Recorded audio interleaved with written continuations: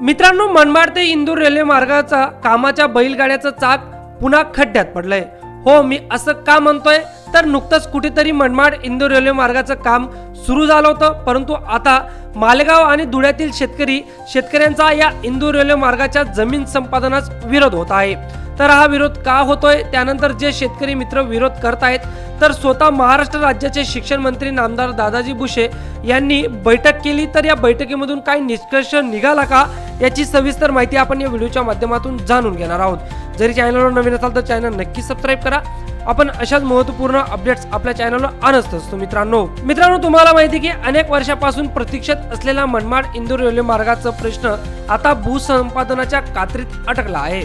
या प्रकल्पासाठी घेण्यात येणाऱ्या जमिनीचा जो मोबदला दिला जाणार आहे तो पुरेसा नाही असा आक्षेप घेत मालेगाव तालुक्यातील शेतकऱ्यांकडून भूसंपादनास विरोध केला जात आहे।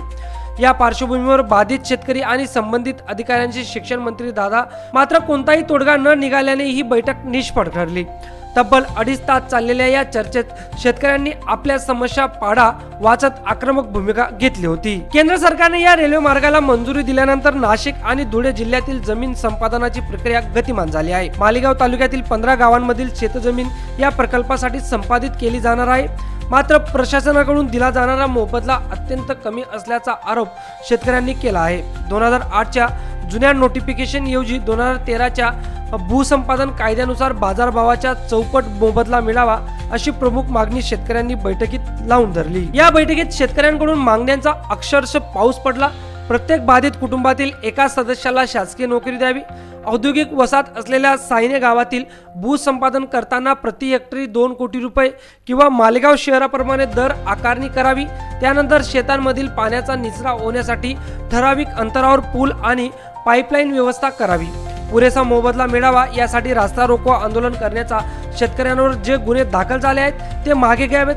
जमीन संपादित केल्यानंतर 10 गुंठ्यांपेक्षा कमी क्षेत्र शेतकऱ्यांकडे शिल्लक राहिल्यास संपूर्ण क्षेत्र सरकारने विकत घ्यावे अशा मागण्या यावेळी विशेष भूसंपादन अधिकारी रवींद्र भारदे यांनी प्रस्तावित दराची माहिती दिली।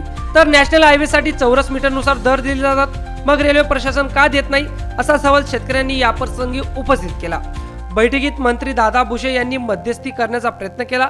शेतकऱ्यांना विश्वासात घेतल्याशिवाय भूसंपादनाची कोणतीही पुढील कारवाई करू नका। मोजणीनंतर प्रत्येक शेतकऱ्याला वैयक्तिक नोटीस द्या, तसेच त्यांच्या मागण्यांच्या वरिष्ठ पातळीवर पाठपुरावा करा अशा सूचना भुसे यांनी बैठकीत दिल्या। या बैठकीला अपर जिल्हाधिकारी देवदत्त केकान, प्रांत अधिकारी नितीन सदगीर यांच्यासह अन्य वरिष्ठ अधिकारी उपस्थित होते।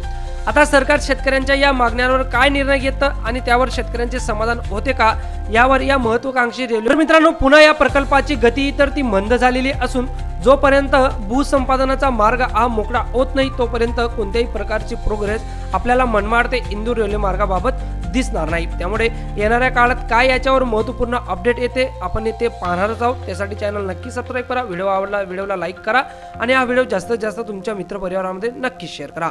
भेटूया पुन्हा अशाच एका नवीन व्हिडिओमध्ये। तोवर जय हिंद, जय महाराष्ट्र मित्रांनो।